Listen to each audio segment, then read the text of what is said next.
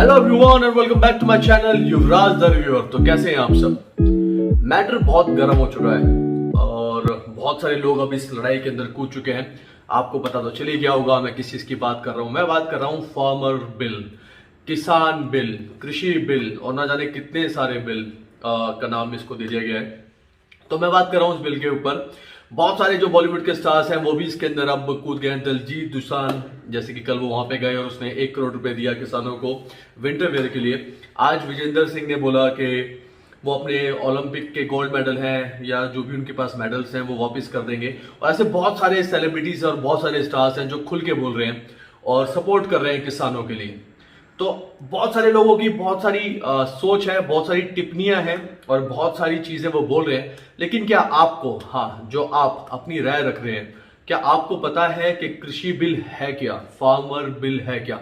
तो चलिए जल्दी से पता करते हैं इस चीज के बारे में। बहुत ही शॉर्ट वीडियो बनाऊंगा, बहुत ही पॉइंट टू पॉइंट वीडियो बताऊंगा और आपको बताऊंगा कि आखिरकार कृषि बिल या किसान बिल है क्या। चलिए स्टार्ट करते हैं। 2020 में जो हमारे कृषि मंत्री हैं तोमर, उन्होंने एक बिल को पेश किया, एक एक्ट को पेश किया और सितंबर के अंदर राज्यसभा के अंदर ये पास हो गया और जो आपकी लोकसभा है उसमें वो पास हो गया। लेकिन अभी तक ये प्रेसिडेंट के पास जब वो गया और वहां से वो साइन नहीं हुआ। तो इसके अंदर बहुत सारी चीजें निकल के आई हैं। फार्मर्स को इसके बहुत सारी चीजों के बारे में बताया गया और फार्मर बहुत सारी चीजों को लेकर नाखुश दिखाई दिए। तो चलिए हम बात करते हैं और पहले समझते हैं कि आखिरकार ये बिल है क्या। यहाँ पे 3 प्रकार के बिल हैं, 3 प्रकार के बिल पास हुए हैं, जिसमें जो पहला बिल है उसका नाम है farmer produce trade and commerce.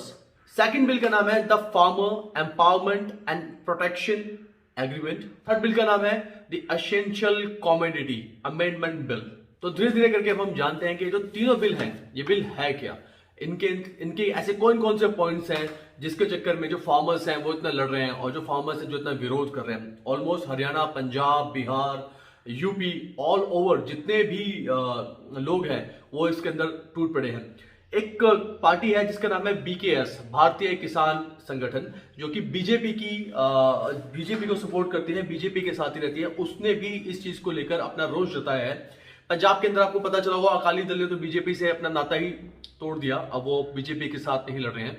तो चलिए वापस आते हैं और बात करते हैं बिल नंबर 1 की कि बिल नंबर 1 के अंदर ऐसे कौन कौन से पॉइंट्स हैं और बिल नंबर 1 आखिरकार है क्या। बिल नंबर 1 की तरफ से फार्मर्स को एक सुविधा देना चाहती है। वो सुविधा यह है कि कोई भी किसान जो हमारे देश के अंदर किसान का काम कर रहा है वो कहीं भी जाकर अपने गेहूं को, अपनी सब्जियों को, अपने फल को या जो भी चीज वो मतलब उग रही है उसके खेत के अंदर, वो अपने वहां पे जाके किसी भी स्टेट के अंदर बेच सकता है, दे सकता है विदाउट एनी रिस्ट्रिक्शंस। पहले इन सब चीजों के ऊपर रिस्ट्रिक्शन थी कि पंजाब का जो किसान है वो सिर्फ पंजाब में बेच पाता था, हरियाणा का किसान हरियाणा में बेच पाता था, यूपी का किसान यूपी में बेच पाता। सरकार ने ऑलमोस्ट 7000 एपीएमसी बनाई है इंडिया के अंदर। ये मार्केट कहते हैं जहां पे जो किसान होता है वो अपने सामान को लेके आता है, अपने गेहूं को लेके आता है या अपने जो भी चीजें हैं उन सबको लेके आता है वहां पे, और वहां पे आके एक मिडिल मैन को बेचता है। मिडिल मैन को प्लीज गलत मत समझिए, क्योंकि मिडिल मैन का मतलब ये है ये लाइसेंस्ड होता है। सरकार ने ही इन मिडिल मैन को लाइसेंस दिया होता है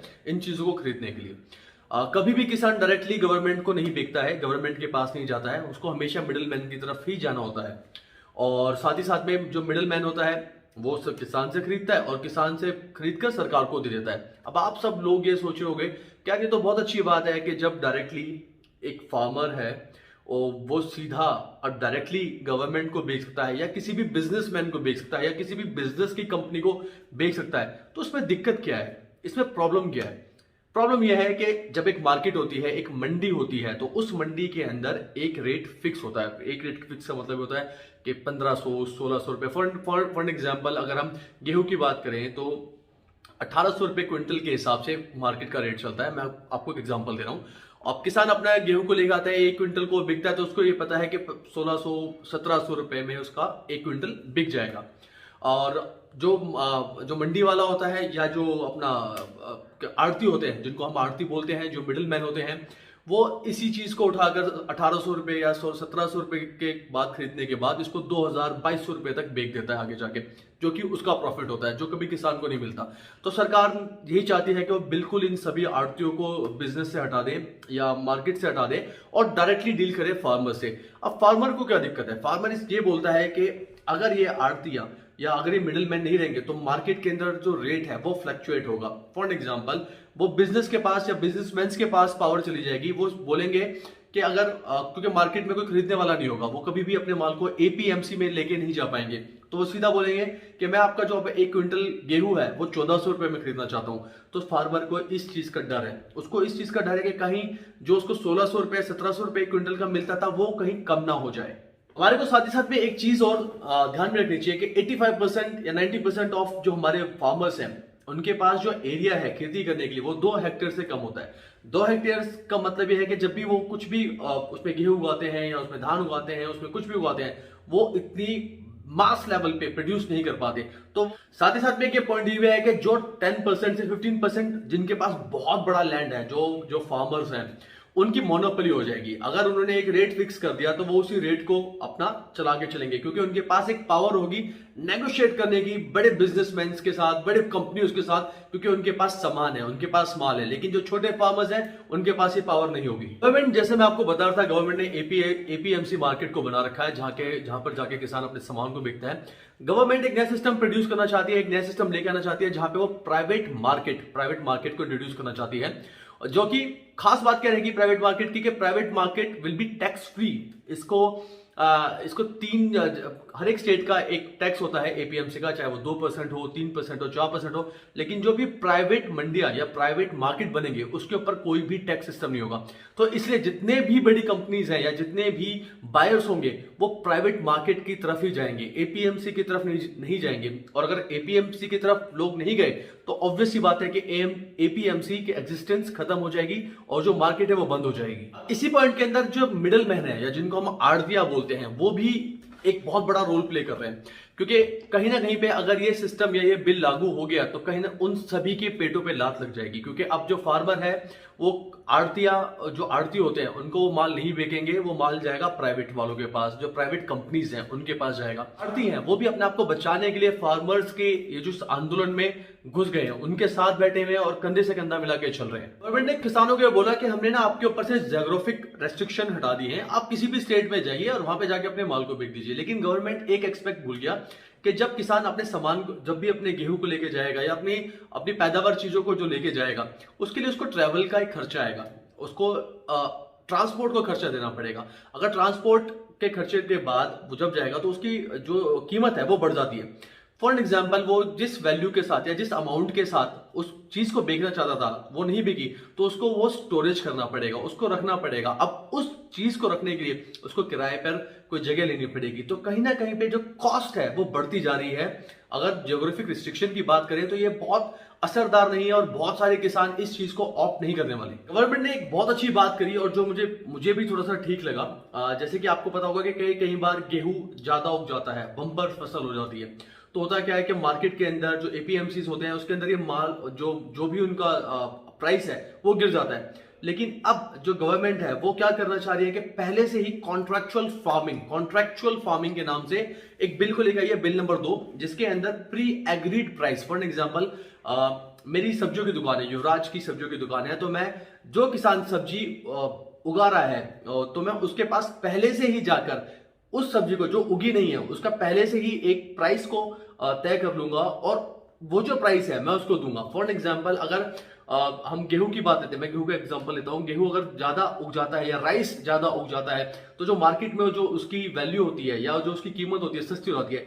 लेकिन कहीं ना कहीं पे फार्मर को इस चीज का फायदा होगा, क्योंकि मैं ऑलरेडी एक एग्रीमेंट के अंदर उसके साथ आ चुका हूं और मैंने उसको पहले से ही प्रॉमिस कर चुका हूं कि मैं आपको इतना पैसा दूंगा इतनी क्वांटिटी के लिए। हमको एक चिंता और सताती है, वो सताती है कि एमएसपी। आपने बहुत बार सुना होगा और फार्मर बिल्स के ऊपर सबसे ज्यादा नाम जो आता है एमएसपी, मैक्सिमम सेलिंग प्राइस।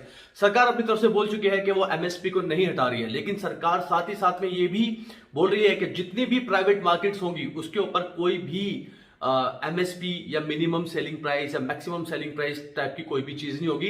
ये डायरेक्टली उस प्राइवेट रिटेलर के पास या प्राइवेट बिजनेसमैन के पास ये ऑप्शन है कि वो उस चीज को कितने में खरीदता है।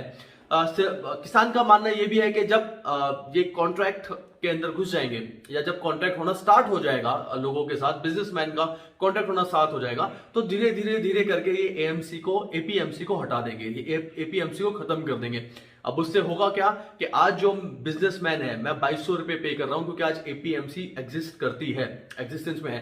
जब एपीएमसी खत्म हो जाएगी तो मैं किसानों को बोलूंगा कि भैया अब तो मैं आपको 2100 दूंगा या 2000 रुपए दूंगा या 1600 दूंगा या 1700 रुपए दूंगा। तो मैं अभी स्टार्टिंग में किसानों को एक अच्छा प्राइस दे रहा हूं, लेकिन आने वाले टाइम में, आने वाले कुछ वर्षों में वो जो प्राइस है वो कम हो जाएगा। तो किसान ये चाहते हैं कि जो भी एमएसपी हो, जो भी हम कॉन्ट्रैक्ट कर रहे हैं बिजनेसमैन के साथ या किसी के साथ भी, उसके अंदर एक एमएसपी हो, क्योंकि गवर्नमेंट हमेशा एक एमएसपी को रखती है, एमएसपी लागू रखती है किसानों के लिए। अगर वो एमएसपी को हटा देंगे तो वो सारा जो बिग बिजनेसमैन हैं उनके पास वो पावर होगी उस अमाउंट को कुछ भी करने के लिए। तो वो चाहते हैं कि एक एमएसपी जो है वो हमेशा वहां पे रहे। बिल नंबर 3 की बात करें तो वो बिल आता है आपका अमेंडमेंट बिल या होर्डिंग। आपको पता होगा होर्डिंग का मतलब होता है कि राशनिंग कर लेना। आपने बहुत बार सुना होगा कि किसी आड़ती ने या किसी मिडलमैन ने बहुत सारा अनाज स्टोर कर रखा है, बहुत सारी चीनी स्टोर करके रखी है, और जैसे ही मार्केट के अंदर उसकी कमी आएगी तो ऑब्वियस है उसका रेट ऊपर जाएगा। जैसे ही उसका रेट ऊपर जाता है ये बेचना स्टार्ट कर देते हैं। सरकार ने इसी पॉइंट को इस बिल के अंदर देखा है और जो होर्डिंग है और जो स्टोरेज है उसके ऊपर एक बैन लगा दिया है। सरकार ने इसी चीज के लिए मना किया कि आप स्टोरेज नहीं कर सकते, आपके पास एक लेवल है या आप इतना ही मिनिमम स्टोरेज कर सकते हो, उसके ऊपर आप स्टोरेज नहीं कर सकते। लेकिन जब इसके ऊपर रोष हुआ, जब इसके ऊपर बहुत सारी बहस हुई, बहुत सारी चीजें सामने आई, तो सरकार ने अब प्राइवेट मंडियों को एक लिबर्टी दे दी है कि वो अनलिमिटेड स्टोरिंग कर सकते हैं, वो जितना चाहे उतना ही चीजों का स्टोर कर सकते हैं। सरकार ने यहां पे अपना एक बैक स्टेप लिया। क्या डर लग रहा है किसानों को? लग रहा है कि जैसे मैं एक बिजनेसमैन हूं या मैं एक आड़ती हूं या मैं एक मिडिल मैन हूं या मैं एक प्राइवेट कंपनी हूं, मैंने उतना माल अब रख लिया है, अपने को स्टोर कर लिया है, क्योंकि मेरे पास अब पावर है अनलिमिटेड स्टोरिंग करने की। तो किसानों को यह लगता है कि जब मेरे पास ऑलरेडी पहले से स्टोरेज होगा, तो जब मैं नेक्स्ट ईयर बेचने जाऊंगा सामान को या अपने गेहूं को या अपनी शक्कर को या किसी भी चीज को, तो मेरे को जो रेट मेरे को चाहिए वो रेट नहीं मिलेगा, क्योंकि ऑलरेडी जिसको मैं बेचने जा रहा हूं उसके पास पहले से सामान है। ऑब्वियस सी बात है, अगर मेरे पास घर के अंदर कुछ चीज है तो मैं शायद उस चीज को नहीं लूंगा, तो मैं ये बोलूंगा कि यार मेरे को ये चीज आप इतनी सस्ती करके दे दो। अगर आप सस्ती करके दे सकते हो तो दे दो, वरना कोई दिक्कत नहीं है। तो कहने का मतलब ये है कि जो चीज मैंने 2200 रुपए की खरीदी थी एक साल पहले, अब मैं वो बोलूंगा उसी किसान को कि आप इसको 1800 कर दो, और फिर आने वाले टाइम के अंदर 1800 से 1600, 1600 से 1400। तो किसान को ये डर भी सता रहा है, और मुझे लगता है कहीं ना कहीं पे बहुत ही ठीक और वैलिड रीजन है। जो किसान है और जितने भी आड़ती हैं या जितने भी फार्मर्स हैं, वो क्या बोलते हैं और जो उनकी डिमांड है वो ये बोलते हैं कि जो भी सिस्टम बनाया जा रहा है, ये बढ़ाया जा रहा है, या जो भी बिल्स बनाए जा रहे हैं ये बनाया जा रहा है बड़ी कंपनीज को के हित के बारे में सोचकर। जो बड़े प्लेयर्स हैं, जो बड़ी मार्केट में जो कंपनीज हैं जो कि इन चीजों को खरीदेगी, उनके पॉलिसीज के बारे में सोचकर, ये किसानों के बारे में सोचकर बिल्कुल भी नहीं बनाया जा रहा। साथ ही साथ में किसान ये बोलते हैं कि एपीएमसी नहीं बंद होनी चाहिए, एपीएमसी का एग्जिस्टेंस हमेशा हो, एपीएमसी का रिमूव करने की जगह पे एपीएमसी को स्ट्रॉन्ग किया जाए। सेकेंड चीज, किसान ये भी बोलते हैं कि जो मिडिल मैन है और जो आड़ती हैं वो उनके साथ बहुत टाइम से काम करते हुए हैं, और आड़तियों ने ही पूरा का पूरा सिस्टम को संभाल रखा है, जो जहां पे वो चीजों को बेच पाते हैं, तो वो नहीं चाहते कि आड़तियां जाएं। तो कहने का मतलब ये है कि जो किसान है उनको आड़तियों पे और मिडिल मैन के ऊपर ज्यादा भरोसा है इंस्टेड ऑफ प्राइवेट और बिग कंपनीज।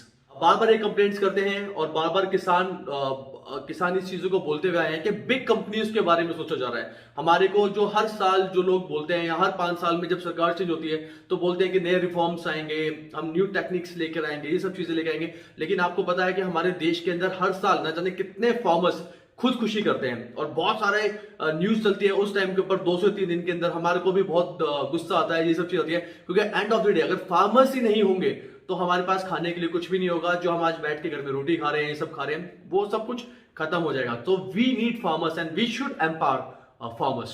किसान बिल कितना ठीक है कितना गलत है, ये आप लोगों की सोच के ऊपर डिपेंड करता है। बहुत सारे लोग बोलते हैं कि ये पॉलिटिकल मूवमेंट है, इसके अंदर जितने भी एंटी बीजेपी पार्टी है वो सब मिली हुई हैं, वो किसानों को प्रवोक कर रही हैं। कुछ लोग बोलते हैं कि पाकिस्तान से इसकी फंडिंग हो रही है, कुछ लोग बोलते हैं कि आईएसआई है इसके पीछे, कुछ लोग बोलते हैं कि खालिस्तान वाले हैं इसके पीछे। बहुत सारी चीजें हो सकती है, नहीं हो सकती, वी शुड नॉट जज it, but end of the day we should hear. हम सबको समझना चाहिए कि एक फार्मर की मांग क्या है, एक फार्मर चाह क्या रहा है। देखिए, एक बंदा गलत बोल सकता है, लेकिन 50,000 एक साथ गलत नहीं बोल सकते। जब भी कोई मीटिंग होती है उसमें कम से कम 30 से 40 फार्मर लीडर मिलते हैं। हमारे जो कृषि मंत्री हैं मिस्टर तोमर, उनसे मिलते हैं, श्री तोमर से मिलते हैं, और जाके अपनी पॉइंट्स को रखते हैं और बातें करते हैं। आप एक बंदे को खरीद सकते हो, आप 2 बंदे को खरीद सकते हो, आप 3 को खरीद सकते हो, लेकिन आप पूरे सिस्टम को नहीं खरीद पाओगे। आप समझिए इस बात को कि जो 40 लोग हैं या जो 50 लोग हैं जो प्रतिनिधित्व कर रहे हैं इस पूरी लड़ाई का, इस पूरे आंदोलन का, वो सारे बिकाऊ नहीं हो सकते। एक बिक सकता है, 2 बिक सकते हैं। इसका मतलब आप ये सोच रहे हैं, जो लोग ये बोलते हैं कि इसके अंदर पैसा है, इसके अंदर ये पॉलिटिकली है, तो आप कहीं ना कहीं पे ये बोल रहे हो कि जितने भी फार्मर्स हैं वो सब बिकाऊ हैं, जो लीडर्स हैं वो बिकाऊ हैं। ऐसा नहीं हो सकता। 5 उंगली एक बराबर नहीं होती। तो मैं आप सभी को यही बताना चाह रहा था कि फार्मर बिल के बारे में, या जो हम लोग बातें करते हैं, हम सब राय रखते हैं। मैंने पिछले 3 से 4, आज भी मैंने बहुत सारी चीजें इसके बारे में पढ़ी। पिछले 3 दिन पहले भी बहुत सारी चीजें मैं इसके बारे में पढ़ रहा था। जब कंगना रनौत ने जो दादी थी शाहीन बाग की, उसके बारे में लिखा, फिर दलजीत दोसांझ के बारे में लिखा, फिर और भी XYZ बहुत सारी चीजें इसके अंदर एड ऑन होती हुई चली गई। तो हर रोज ये सब चीजें चेंज हो रही है। सो आई होप कि कभी भी आप, जो फार्मर बिल है या किसी भी चीज के ऊपर होता है, इसके प्रोज एंड कॉन्स वो हर एक चीज के ऊपर होते हैं। और मैं साथ ही साथ में रिक्वेस्ट करना चाहूंगा, जितने भी इंडिया में फार्मर्स हैं या इंडिया में जितने भी बिजनेसमैन हैं, प्लीज हर एक चीज को सही वे में पोर्ट्रे करके या सही चीजों में दिखाएंगे तो हम सबके लिए बहुत अच्छा रहेगा। जितने भी मीडिया हाउसेज हैं, अगर वो पूरे कॉन्स एंड प्रोस अगर बाहर निकाल के दिखाएंगे तो बहुत अच्छा रहेगा। उससे हम सबको एक क्लियरिटी मिलेगी, क्योंकि अभी तक मेरे हिसाब से 70% ऑफ द इंडियंस को पता ही नहीं है कि जो फार्मर बिल है वो है क्या। सो आई होप ये सारा का सारा जो मामला है बहुत प्यार से, बहुत अच्छी तरीके से निपट जाए, और हम जो हमारे फार्मर हैं, जिनको हम बोलते हैं अन्नदाता, उनको कोई भी तकलीफ ना हो, क्योंकि उनके ही अन्न की वजह से, उन अन्नदाताओं की वजह से ही हम सबका पेट भरता है। एंड आई होप ये सारी की सारी चीजें पीसफुली हो जाए। I am not against any party, I am not against farmers, I am not in favour of any party, I am not in favour of farmers. Yes, I am in favor of farmers. Shoulder to shoulder, I am with farmers. So I hope आपको video अच्छी लगी हो. Please, thank you, bye bye, take care.